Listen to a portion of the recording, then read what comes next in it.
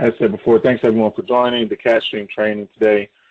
This training is geared towards technologists, PACS admin, and IT, and any other supporting staff with the system.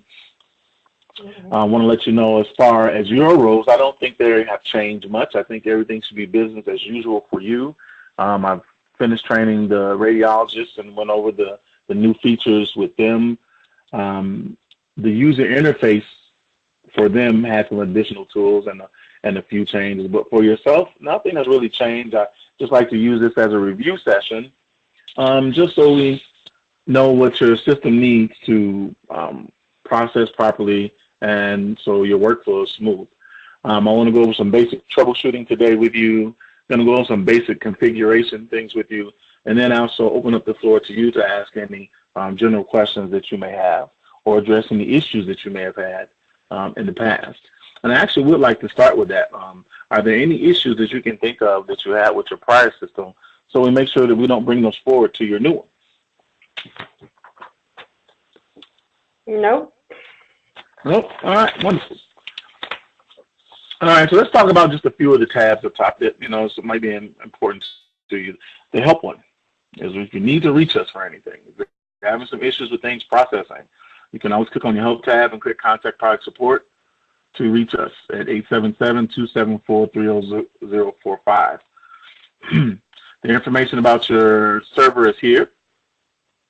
And your actual server name is up here. This CAD7000049. This is your server name. And just let them know where you're calling from, and they will be able to find you to log into your system as I am. Now, as far as your users, remember that you only have 3 concurrent user licenses. So the support staff, if you're logging in to check some things, to fix some things, make sure that you log out when you're done so you're not taking up a user license.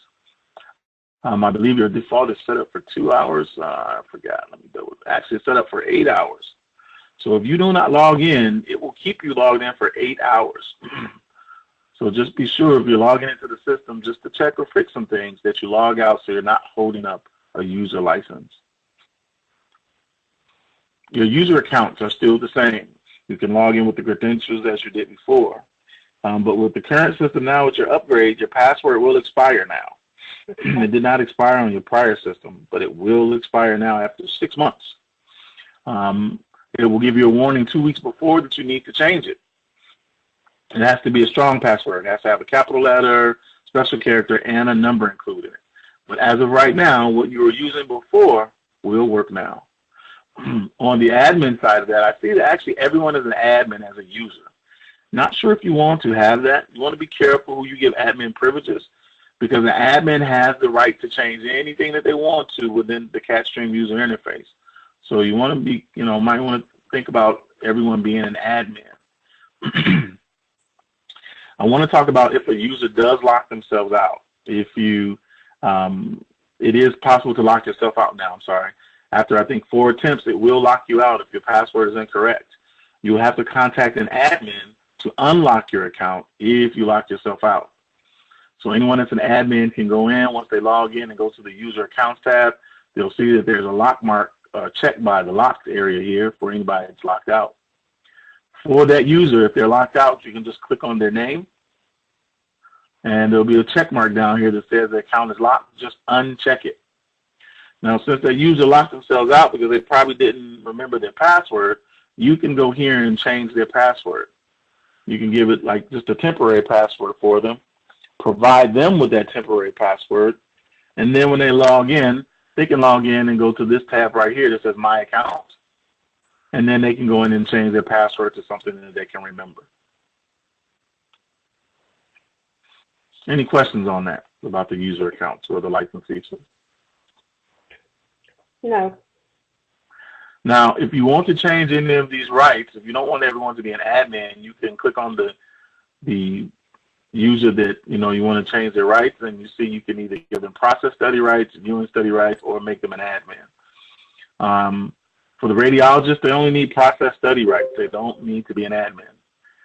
Your super users or your IT or PACS department, I would make them admins in case they need to go in and change some of the configuration settings. Once you make that change, you can just go ahead and save it, and it'll reflect under your user account list what their privileges are. If for some reason you need to add a new user, because it looks like I see just some general users here for Duke West and Ocala, I would suggest that everyone have their own account, because if someone changes this username, this password, no one else will be able to log in. And it's very easy to add a user. If you just click add, and might I say only an admin can add a user. If you click add and type the username up top, give a user ID and a password, confirm the password, and then decide on what privileges you want to give them, and then save it. And that's how you create a user. Okay. All right, for our system tab, for our admin folks, when you click on here, it will show you what's been going on. There's a log that's here. So if there's something that's strange going on with the system and you want to check it out, you can just click the system tab and it will show you who was logged in, and it has a time and date stamp, and it'll show you the message. It'll show you info messages as well as error, as well as caution messages. And that's right under your system tab. Under your site preferences, this is where you can add some DICOM information if need be. We brought over everything that you had before, but if you need to make some changes in here, this is where you change that information for networking and any DICOM information. Just to go over some general preferences, I alluded to earlier, right now your auto log time is set up to be 480. You can make that shorter if you like. The auto delete function I would not turn on because you have a catalog. Password expiration is set to 6 months. You can make it shorter if you like.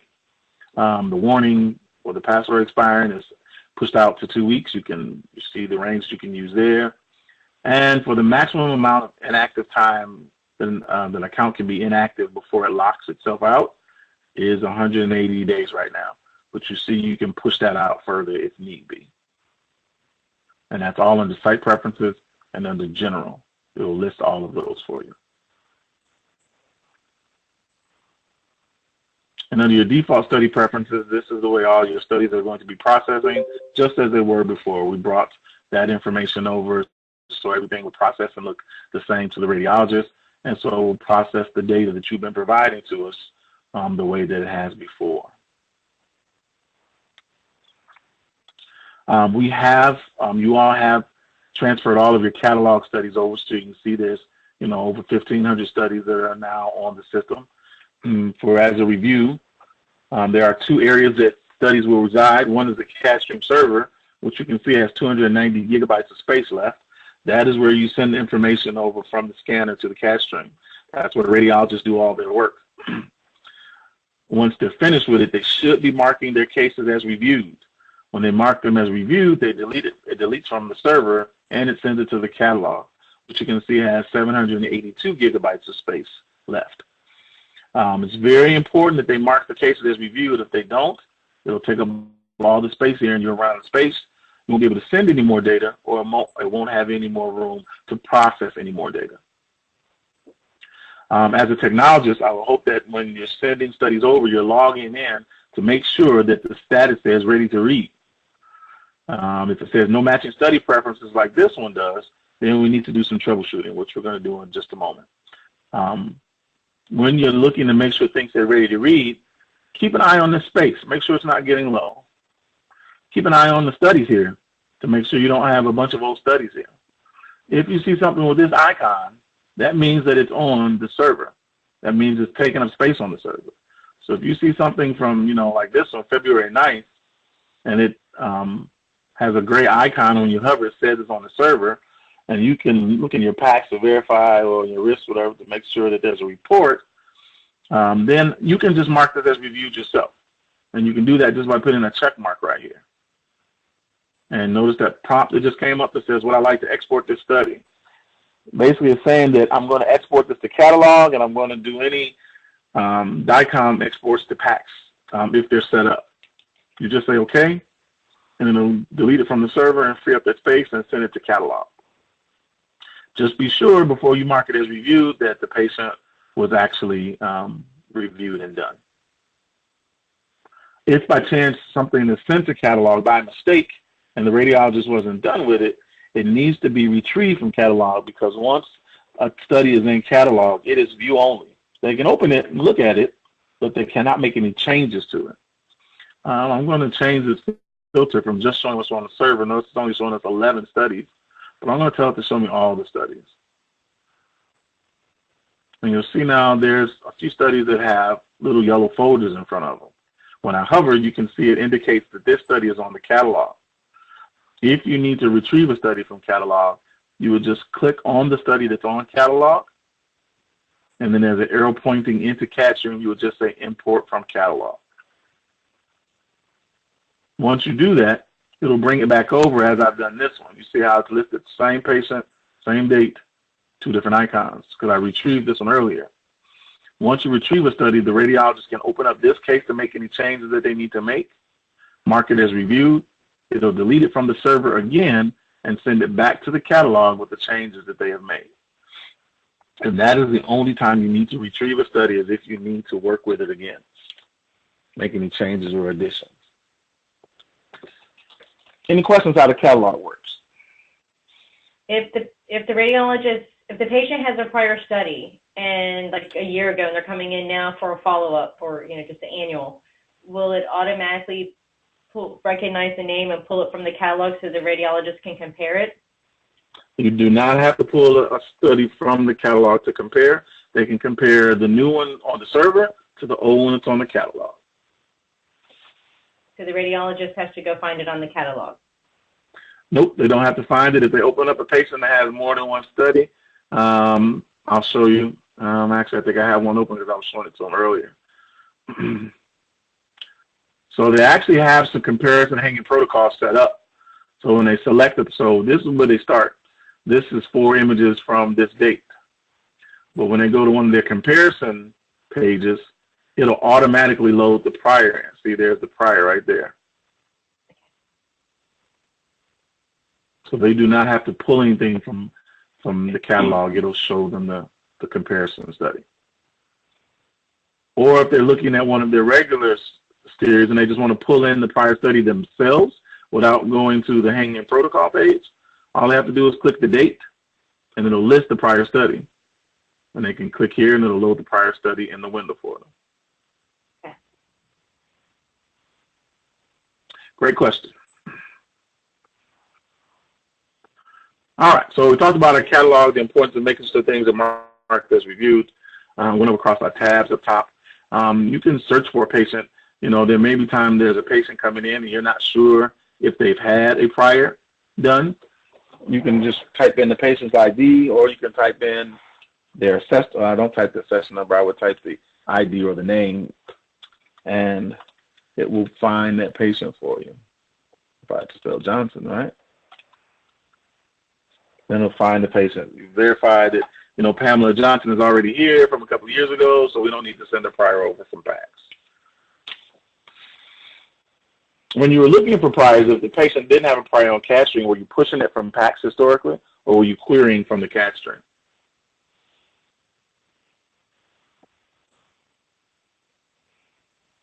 I'm sorry, repeat the question. When a radiologist wanted a prior exam on the CADstrem, did you push it from PACS to CADstrem, or did you query from the CAD? Did you query PACS from your CADstrem? We would go to the catalog and bring it up for the radiologist. It didn't happen all. The radiologist basically would only call us whenever they had issues, and then we would try to help them walk through it. We'd pull it from the catalog. We don't delete. Well, but if it wasn't on the catalog and it was only in PACS, the prior, how did you get that to CADstrem? I don't think I've ever come across that.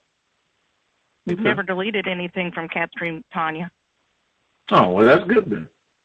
So all your priors should be in. Not yet, we haven't. And we've had it as long. That's right, Tanya's going to delete. Well, you do have 1,500 studies, so you're probably right. For the last 2 years, all your priors have been in there, which is great, and that's what the purpose of the catalog is for, so you don't have to push and, you know, pull things from PACS. So they just wanted to make sure that you had some type of workflow in place, you know, for them if they wanted a prior that wasn't on your catalog. So remember, you don't have to pull it from catalog. The only time you ever have to pull something from catalog is if you need to make a change to it. And what's the best way to get the study from PACS to catalog?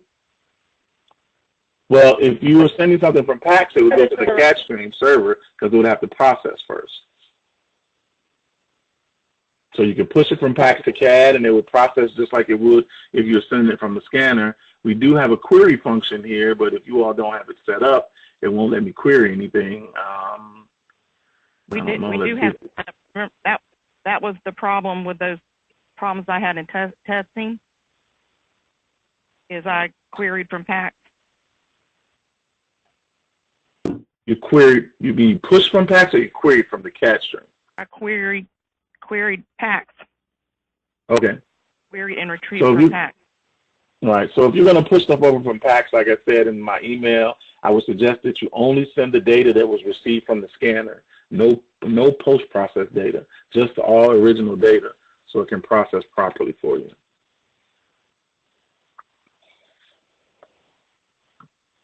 We have had situations where one of the radiologists is finished with it, and they, clicked it as being, done and just send it, that not all the images, like if they made a portfolio, not all the images would go to PACS. That's part of our QA process, is to make sure all of it went to PACS, and if not, we would resend it. All right, we'll look into that. Give me just 1 second. I want to see if it'll actually let me query from here. Just curious. So no, it doesn't like me querying your PACS. Well, let's take a look at your exports to see what you have set up to export. I did not touch it.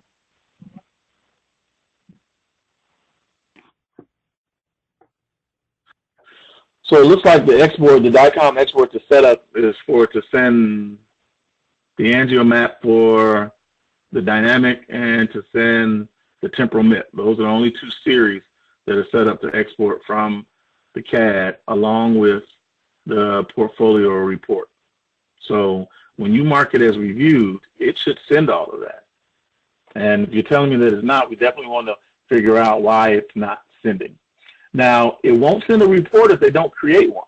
I mean, they can mark the image, annotate it, but if they don't take a snapshot of it, it's not going to create the report to send the PACS. It'll always send a DICOM export, but it'll only send a portfolio if they actually create one. Yeah, I know they don't always do a portfolio. Pretty much it was the positive cases that would get the portfolio. Right. So, yeah, as long as they create the report, it will send to PACS. And if it's failing, then we need to see why it's failing. Or it would say send incomplete. Right. That means it failed. That means something happened in transmission. So you want to, determine whether it's the network. We want to make sure that we have the correct information in here for your PACS. And since we're here, let's take a look at that. Is this indeed the correct information for your Synapse PACS?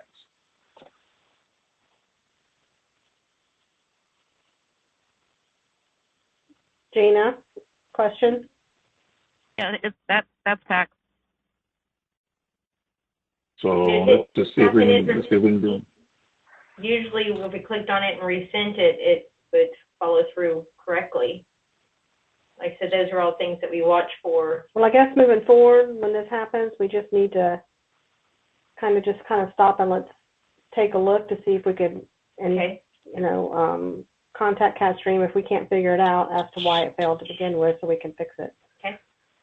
All right, because I do get a successful echo, and what I would do just to make it easier for all of us, when it fails, go to the System tab, and it will usually tell you why it failed. And just, make a note of that message, because if you don't, what happens is everything that you do after that is just going to push this log down further. And we'll have to scrub through it to try to find it. So if it errors out, click your System tab and just make note of the message and the time and date stamp, just so we can find it and dig a little deeper into it. Please. Yes, sir. All right, so let's go back to our Studies tab here. So we talked about our catalog. We talked about our tabs up top, our search feature. I want to talk about some basic troubleshooting when things do not process. So, of course, when you log in, we're looking for ready to read. If it says ready to read, you know, your job is done. Log out. Time for the radiologist to log in and do their thing. But if you get something like this that says no matching study preferences, or something that says incomplete under status, the first thing that we want to do is we want to click on the plus button. And when we click on the plus button, what we're doing is we're trying to verify that we have all of the series that we need to process. And from the audience, looking at this list of series, do you think we have everything that we need to process? No. That's right. We're missing quite a bit of your vibrants. Not sure what happened to them, but we're missing quite a few of them. Maybe this was a test case, or maybe this was just an implant case. What it's looking for is this right here, your 1 pre and 3 post. All of your processing is done off of those dynamic scans. So the number of dynamic scans that you send over has to be the same, has to be standardized. The name of these dynamics has to be the same. And the image numbers must all match. If there's 70 in your pre, there has to be 70 in your post. If one of these criteria are not met, then it's not going to process, or it won't process properly. So, you know, the takeaway from this is just stick to the protocol that you've been using. You know, pull your protocol over, run your protocol, and send it over as is. Don't change any of the names. Don't change the number of the dynamics. Don't send any repeats. Don't send any post-processing. Just send what you acquired, the good stuff. And the system will take it in, it'll structure it, and it'll start to process for you. Now, the issue that happened before, Jen, I think it was you that sent me an email. I'm sorry, please forgive me. I'm getting old here, I forget things. Where when they send it from PACS, it added another series in here. It added the one that says CAD angiomat. Remember the one I said that's being exported?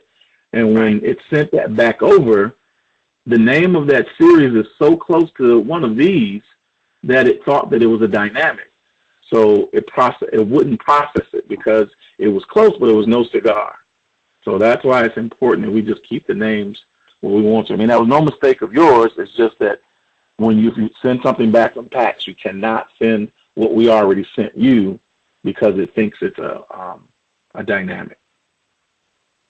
Now, if you can verify that you have all four dynamics, the names are what they should be, and that the numbers all match, but for some reason it does not say ready to read, then what I want you to do is click on the study preference name. Doesn't make a difference what it says. Click the study preference name. Don't click the patient's name because it will open the study. You want to click the study preference name.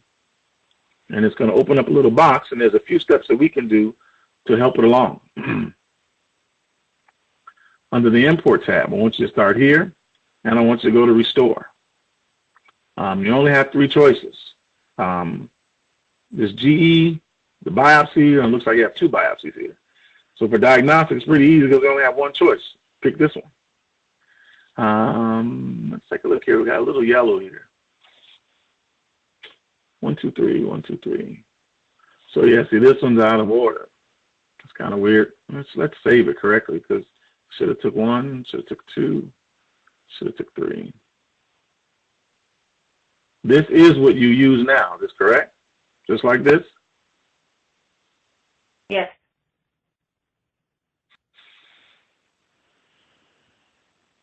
Let me look at something really quick here. All right, give me one moment. I want to save this. I want to try that again. I want to make sure that it restores correctly.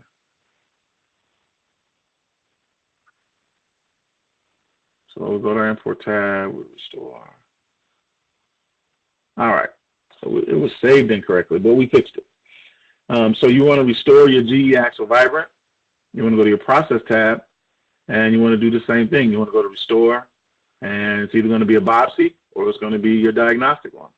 So you select this one, and then last but not least, you hit Apply Changes. So it's Import, Restore, whatever you're trying to fix them, either it's a diagnostic or a biopsy. Go to Process, do the exact same thing, go to Restore, and choose whether or not it's a biopsy or diagnostic, and you hit Apply Changes. Once you hit apply changes, it's going to go ahead and close, and it is going to, you'll see it start to reprocess. So those are the basic troubleshooting steps. Go to your plus button, make sure you have everything you need. If you have everything you need, just go on your study preference tab and do your import restore, process restore, and apply changes. Once you do that, it'll close and it'll start to reprocess for you. Now, Craig, this is all in the user help guide? No, this is not in the help guide. The troubleshooting steps, those are not in the help guide. We'll have to reference the video. Yeah. And if you forget this stuff, you can always reach out to us, but it's just quicker to do it this way than to call us and possibly have to wait for a call back from us when you can just, like I said, click on your preference and do your import restore and do your process restore.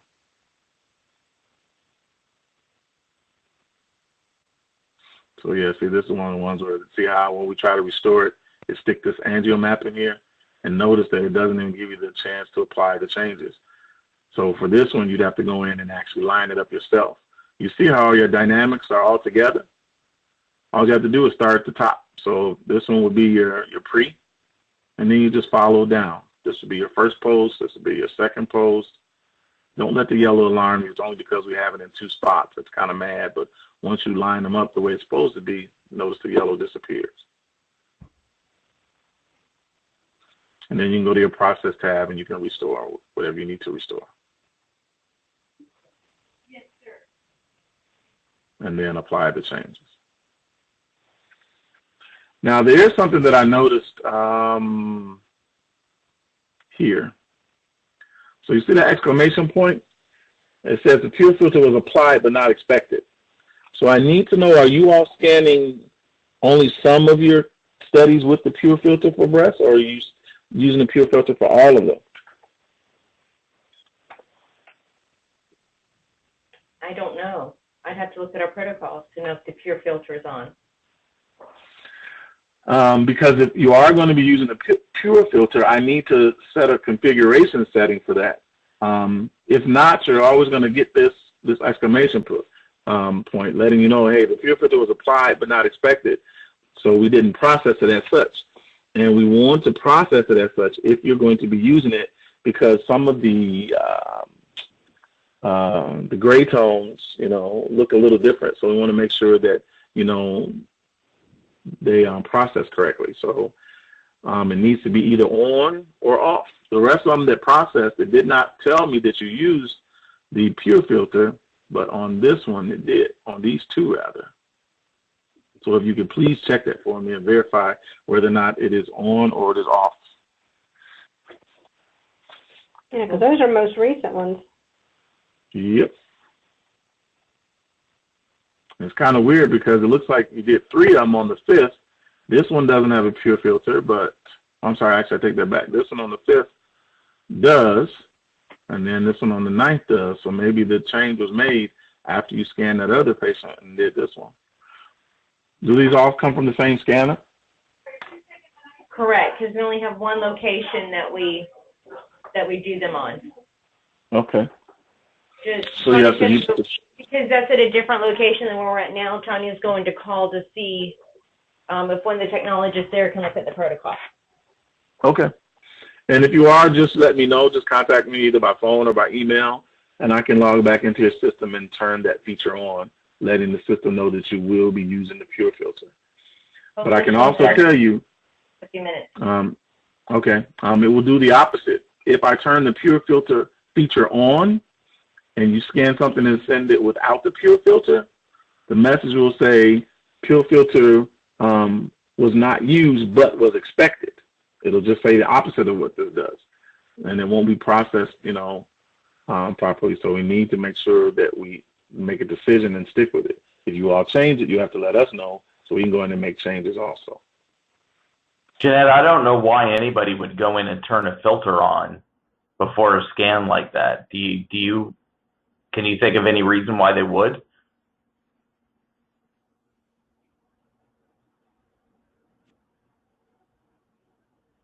Was that a question for me? I'm sorry.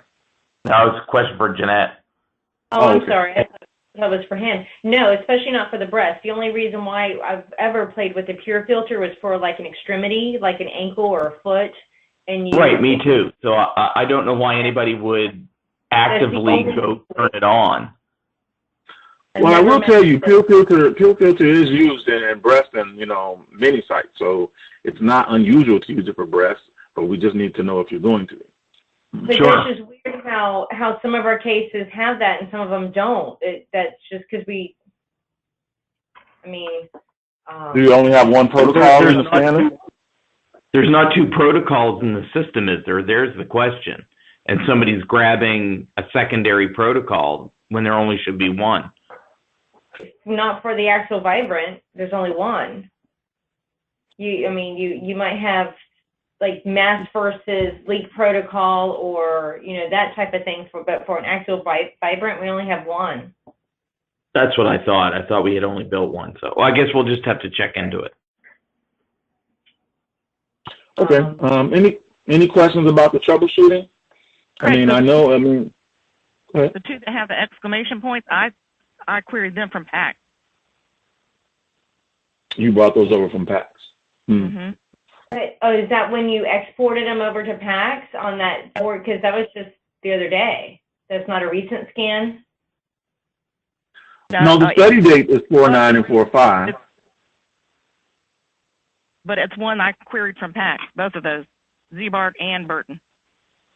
I wonder if your PACS is adding a weird tag on there, making the system think that the pure filter's on, because I don't know what that DICOM tag is. Oh. I would probably agree with you that maybe it is the PACS that's making it do that if none of the rest of them are showing that the pure filter was used. Synapse. Synapse. Is that Fuji? Is that Aqua or is it just Synapse? I forgot what Synapse is. Fuji Synapse. Yeah. So it could be the PACS. The study dates aren't the actual study dates? They are. No, the study dates are the study dates. This is the new system, Jeanette. It wasn't on this system. Oh, okay. So I would tend to agree with you. I think that the Fuji, I will tell you, we have had issues before with Fuji giving us weird tags and doing weird things. Tina's now bring that these two she pulled from PACS. So they're thinking that it might be something. Well, our scanning protocol for all of our series, all of our different breast imaging protocols have the pure filter on all of the vibrant series on every option that we would be scanning the breast with. So you do have it on? We do have the pure filter on. Okay. All of the vibrant series. Okay.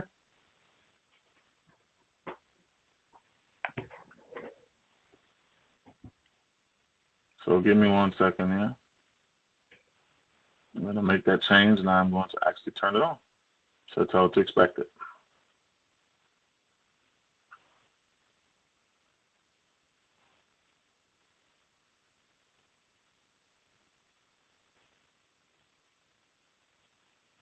Okay, so we made that change. I appreciate you clarifying that for us. Yes, sir. Now, this study right here from 1/12/15, I know it's an old one, but is it just that they didn't finish sending, or this is just only this one vibrant? There was no post. Couldn't tell you. Unless the patient couldn't tolerate the finished exam. Okay.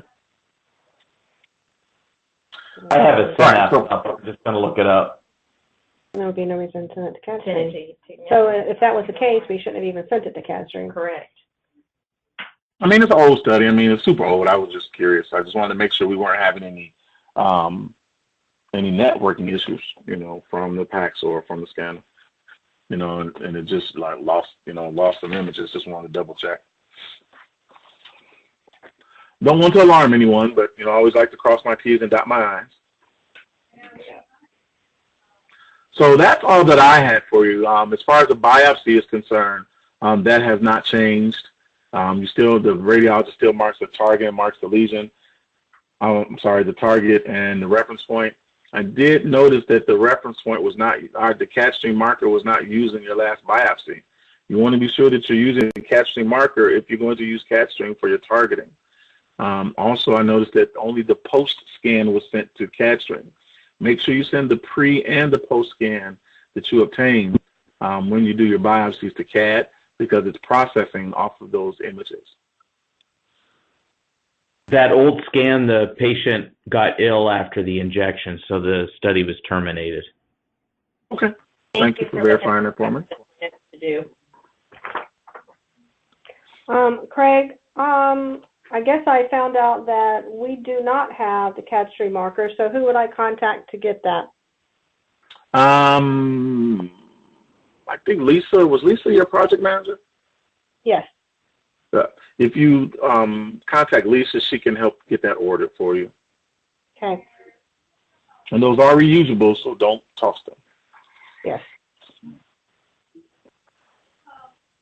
Great question. Any other questions I can answer for you? I think you all will be fine. Just, stick to your protocols. Send the stuff over as is, and it should process.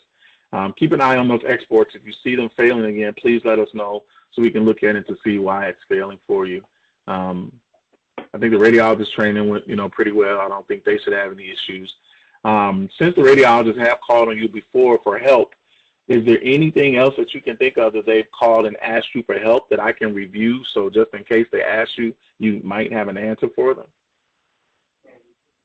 No, sir. Yep. Okay. All right. Well, if you don't have any more questions, I won't hold you all any longer. I appreciate you joining the training, and I will be providing the recording to you so you can review it if need be. Thank you. Thank you for your time. All right. Thank you all. You have a great day. You too. Bye-bye.